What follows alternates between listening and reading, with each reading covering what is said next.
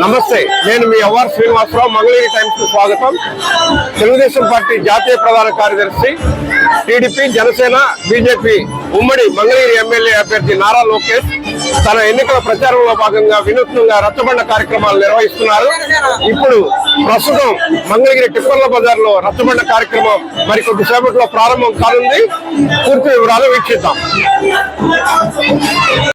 Mangalagiri TDP, Janasena, BJP ఉమ్మడి MLA అభ్యర్థి నారా లోకేష్ ఎన్నికల ప్రచారంలో భాగంగా మంగళవారం ఉదయం కొండపనేని టౌన్షిప్ లో అపార్ట్మెంట్ వాసులతో సమావేశమయ్యారు.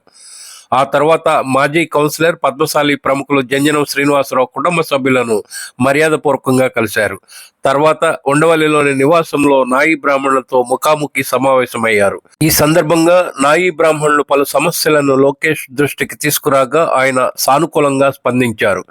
మున్సిపల్ కాంప్లెక్స్ లో నాయి బ్రాహ్మణులకు కొన్ని షాపులు కేటాయించేలా చర్యలు తీసుకుంటామని హామీ ఇచ్చారు.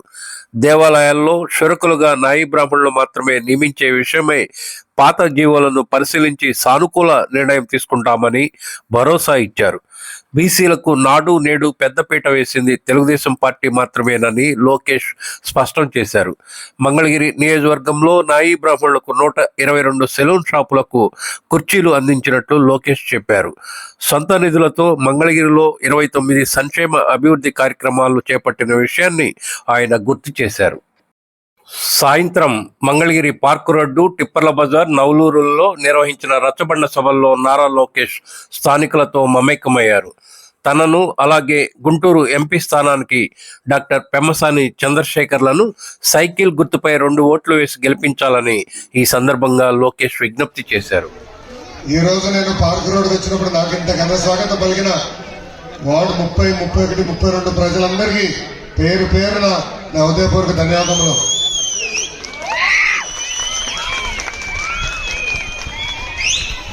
తల్లి రెండోస్ గారు సంకల్పించి వస్తానని అందరి ఆశీస్సులు ఆయనకి ఇవ్వాలి.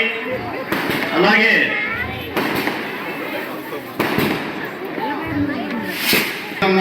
వెనక మా వాళ్ళంతా ఆగాలన్నా అమ్మ కూర్చోండి, నాయకులంతా కూర్చోండి.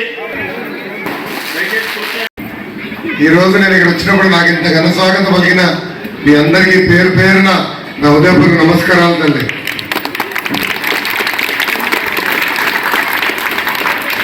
అన్న 2019లో 21 రోజులు ఉండాల తెలుగుదేశం పార్టీ అభ్యర్థిగా మేము నిర్ణయించిన.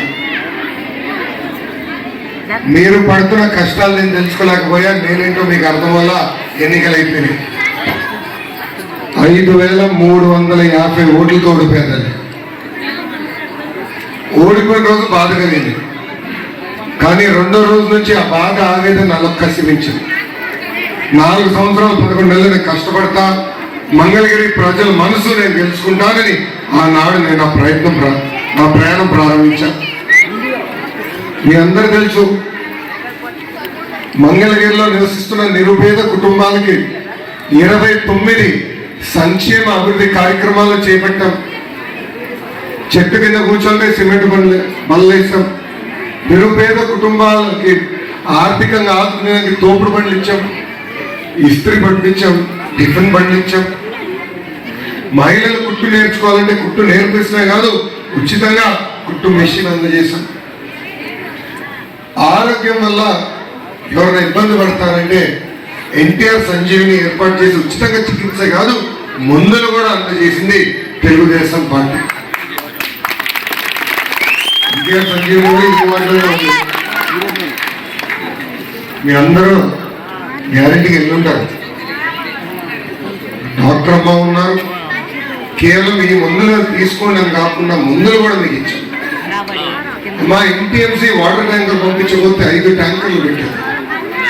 నీటి సమస్య ఉంటే వాటర్ ట్యాంకర్లు కూడా పంపించారు. మన పిల్లలు వెల్డింగ్ మెషిన్ కావాలంటే ఉచితంగా వెల్డింగ్ మెషిన్ కూడా అందజేశారు. అమ్మా ఇలా 29 సంక్షేమ అభివృద్ధి కార్యక్రమాలు మీకోసం నేను చేపట్టాను. ఒక్కసారి గుండె పైన చేయబెట్టుకుని ఆలోచించండి. నేను చేసిన సంక్షేమ అభివృద్ధి కార్యక్రమాల్లో 10% అన్న వాళ్ళు చేశారా తల్లి? నిరుపేద కుటుంబాల కోసం హెల్త్ క్లినిక్ పెట్టారా? ఉచితంగా మందులు అందజేశారా? తోపుడు బండ్లు ఇచ్చారా? మహిళలు సొంత కాళ్ళపై నిలబడడానికి ఒక్క కుట్టు మెషిన్ అని వాళ్ళు ఇచ్చారా? తల్లి అమ్మా, నేను ఇక్కడ పుట్టలేదు, పెరగలేదు. నేను పుట్టి పెరిగిన హైదరాబాద్లో. కానీ నేను తిరిగిన తిరుగుడికి ఇప్పుడు మంగళగిరి గల్లీలని నాకు తెలుసు. మన మంగళగిరి నియోజకవర్గంలో ఎంత చిన్న రోడ్లునే నాకు తెలుసు. కానీ ఎప్పుడైతే నేను మంగళగిరిలో పోటీ చేశానో మంగళగిరి నా సొంతం చేసుకున్నాను.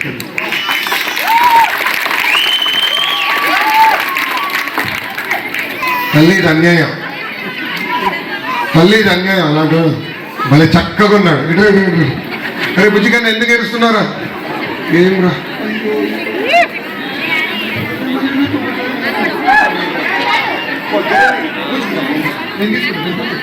మా లాస్ట్లో ఫోటో దిగుతా కూర్చో. ఇదే బయట జనం మళ్ళీ అందరూ కనపడుతున్నారు.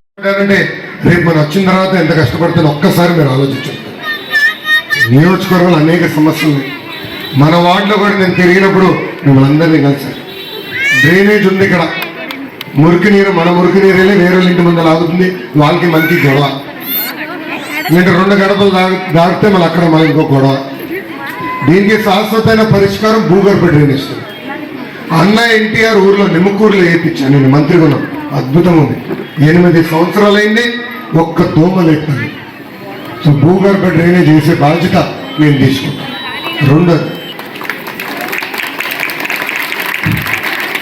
రెండోది నీరు. పక్కనే కృష్ణమ్మ ఉంది.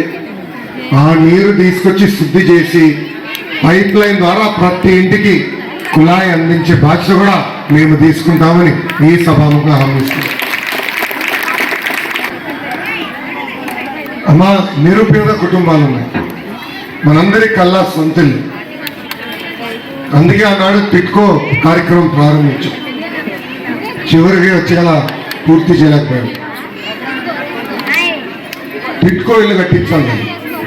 నిరుపేద కుటుంబాలకి ఇల్లు కట్టించి తాళాలు అందించే బాధ్యత మేము తీసుకుంటామని ఈ సభాముఖం నేను మళ్ళీ హామీస్తున్నాను. బటన్ నొక్కినా అంటాడు. మాకు ఉద్యోగాలు రావాలి కదా, మన పిల్లలకి మంచి భవిష్యత్తు ఉండాలి కదా, మన వార్డు అభివృద్ధి చెందాలి కదా. ఈ ప్రభుత్వ అధికారులకు వచ్చిన తర్వాత వార్డులో ఒక్క అభివృద్ధి కార్యక్రమం చేశారా? ఒక్కరి ఇంటి మందల డ్రైన్ వేశారా తల్లి? లేదు. అమ్మ, 2014లో తెలుగుదేశం భారతీయ జనతా పార్టీ కలిసి ఆంధ్ర రాష్ట్రంలో ప్రభుత్వం ఏర్పాటు చేసింది. అదందరూ తెలిసింది. ఆనాడు పొట్టులో ఉన్న రంజాన్ మాసం వస్తే రంజాన్ తోఫా ఇచ్చాం. ఇమాం మౌజములకి గౌరవ వేతనం ఇచ్చాం. మైనార్టీ సోదరులు హజ్కి వెళ్ళాలంటే సబ్సిడీ ద్వారా పంపించాం. దుల్హన్ పథకం ద్వారా ఇంట్లో పెళ్లి జరిగితే కూడా డబ్బులు అందజేసింది మన ప్రభుత్వం. కానీ ఈ ప్రభుత్వం అధికారంలోకి వచ్చి ఏం చేసింది? హత్యలు, నేరాలు, ఆత్మహత్య. అమ్మా, మీ అందరికీ ఒక విషయం చెప్పాలనుకుంటున్నా. తెలుగుదేశం పార్టీకి కులం, మతం, ప్రాంతం తెలియదు. తెలుగు వాళ్ళు ఎక్కడున్నా హాయిగా చల్లగా ఉండాలనేది మా లక్ష్యం తల్లి. సిఏ చట్టం నేను చదివాను తల్లి. మా మైనార్టీ సోదరులకు ఎలాంటి ఇబ్బంది ఉండదు. తెలుగుదేశం, జనసేన, భారతీయ జనతా పార్టీ మిమ్మల్ని గుండెల్లో పెట్టుకుని కాపాడే బాధ్యత మేము తీసుకుంటాం తల్లి. తల్లి పెద్దలు చెప్తారు, అబద్ధం ప్రపంచం చుట్టూ తిరిగి వచ్చినప్పుడు నిజం గడప దాటదని. వీళ్ళు చెప్పే అబద్ధాలు అలా ఉంటాయి. ఎంత అన్యాయమో ఒక్కసారి ఆలోచించండి. అమ్మా, జగన్మోహన్ రెడ్డి గారికి సవ రాజకీయాలు భావిస్తుందని 2014లో తండ్రి సవ వాడుకుని సవ రాజకీయాలు చేశారు. 2019 వచ్చి గల సొంత బాబాయిని లేపేసి బాబాయ్ సవని వాడుకున్నాడు.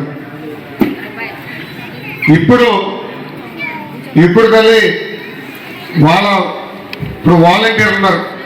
ఆ వాలంటీర్ల చేత పోస్టులు పెట్టించాడు వైకాపా పార్టీకి అనుకూలంగా. ఇది తెలుసుకున్న ఎలక్షన్ కమిషన్ మీరు ప్రభుత్వ విధుల నుంచి దూరంగా ఉండాలని చెప్పారు. ముఖ్యమంత్రి గారు తెలుసు 1వ తారీఖు నాడు పెన్షన్ ఇవ్వాలని, మా వృద్ధులకి పెన్షన్ ఇవ్వాలని తెలుసు. కానీ కేవలం 10% నిధులు పంపించాడు మొదటి రోజు.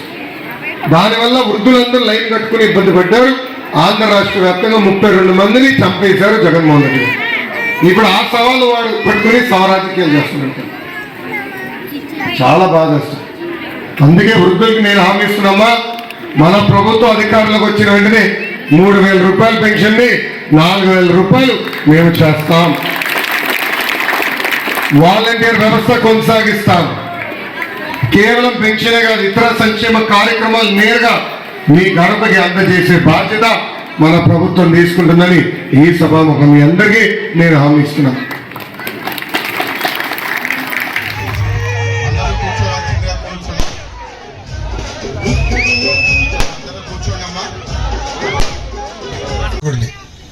పనిచేసేదానికి వచ్చా, అందుకే తల్లి నన్ను ఆశీర్వదించండి, దీవించండి, గెలిపించండి.